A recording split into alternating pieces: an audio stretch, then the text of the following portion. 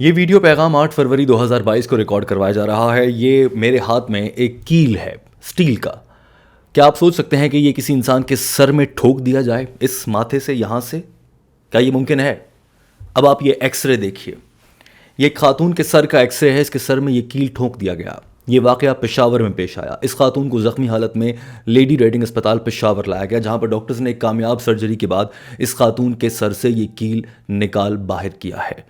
اس خاتون نے بتایا کہ اس کے ہاں بیٹیاں پیدا ہو رہی ہیں اور اس کا شوہر چاہتا ہے کہ اس کا بیٹا پیدا ہو، لہٰذا جب وہ حاملہ ہوئی تو وہ حاملہ ہونے کے بعد ایک پیر کے پاس گئی اور کسی نے بتایا کہ یہ پیر صاحب ہیں، یہ اس مسئلے کا حل کر سکتے ہیں۔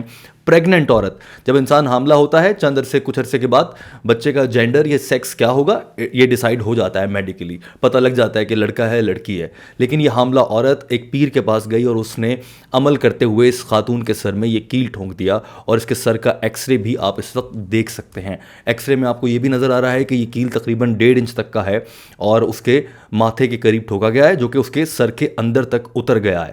خوشائند یا اچھی بات یہ ہے کہ ڈاکٹرز نے سرجری کر کے یہ کیل نکال لیا ہے۔ ویسے تو ایسے واقعات آپ کو ہر طرف ملتے ہیں۔ سرگودا میں ایک واقعہ پیش آیا تھا جہاں پر ایک جعلی پیر نے 20 لوگوں کو کہا ایک دوسرے کو قتل کر دو، اور انہوں نے ایک دوسرے کو مار دیا تھا۔ اور ایسے کئی واقعات ہیں۔ انسانی نفسیات کا بھی اس میں عمل دخل ہے اور باقی مسائل بھی ہیں۔ ہم عام طور پر یہ کہتے ہیں جہالت کی انتہا ہو گئی، پیر بھی جاہل ہے اور جو اس کے پاس مرید آتے ہیں وہ بھی جاہل ہیں جو ایسے کام کرتے ہیں۔ لیکن کبھی آپ نے سوچا کہ ان دونوں کے اندر یہ جہالت آئی کہاں سے؟ یہ کیوں ایسا سوچتے ہیں؟ یہی کام امریکہ میں بیٹھی ہوئی ایک خاتون بیٹے کی خواہش لے کر ایسا کیوں نہیں کرتی؟ ہمارے اس معاشرے کو عقل سے، فہم سے، تعلیم سے دور رکھا گیا ہے۔ یہ ایک بھوکا معاشرہ ہے۔ امریکہ کی عورتیں اس لیے ایسا نہیں کرتیں کیونکہ امریکیوں کو روٹی کمانے کی فکر سے آزادی حاصل ہے۔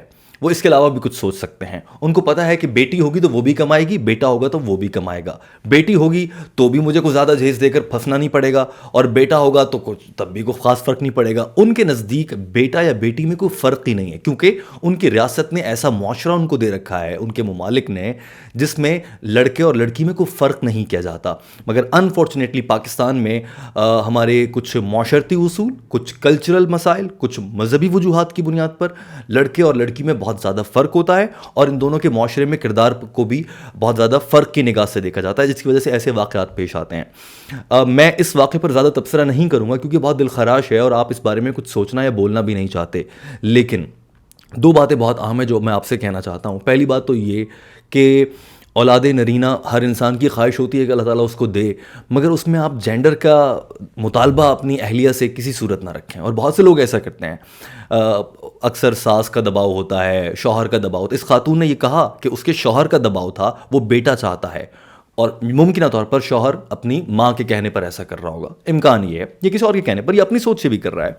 لیکن آپ یہ دیکھیے کہ یہ نفسیات ہمارے معاشرے کے اندر کتنی گہرائی سے اتری ہوئی ہے، اور ایسے کئی واقعات پیش آتے ہیں۔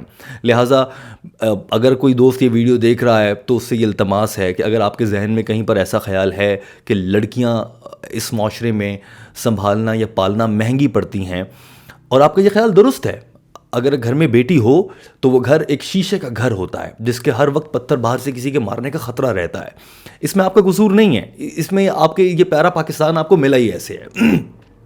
یا قائد نے آپ کو اچھا پاکستان دے دیا تو اس کے بعد سے جو یہ ملک جس طرح سے چلا ہے، ایک عدم استحکام رہا ہے سیاسی طور پر، اور معاشرے کی تربیت نہیں کی جا سکی ہے، تو اس میں آپ کا کوئی قصور نہیں ہے۔ اس میں اس پاکستانی بطور ریاست اس ملک نے آپ کی حفاظت نہیں کی ہے۔ جو ایک عمرانی معاہدہ ہے، جو شناختی کارڈ آپ لیتے ہیں، اس میں ریاست کہتی ہے کہ میں آپ کی حفاظت کروں گی، مگر ریاست نے آپ کے نظریات کی، آپ کی سوچ کی، آپ کے گھر کی، آپ کی اقتصادیات کی کوئی حفاظت نہیں کی۔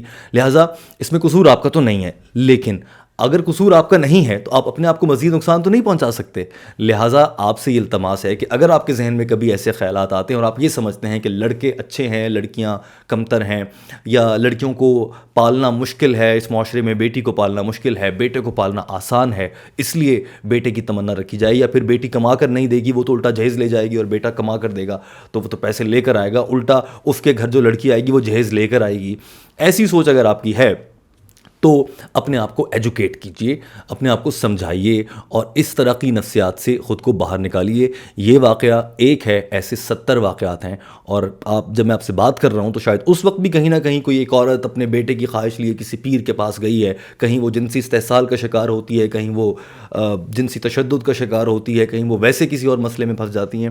ان سب سے ہمیں نکلنا ہوگا۔ اپنی سوچ کو ذرا سا وسیع کیجئے۔ جس انگریز کو ہم گالی دیتے اور برا کہتے ہیں، وہ انگریز آج کے مسلمانوں سے 1000 درجہ بہتر ہو چکا ہے۔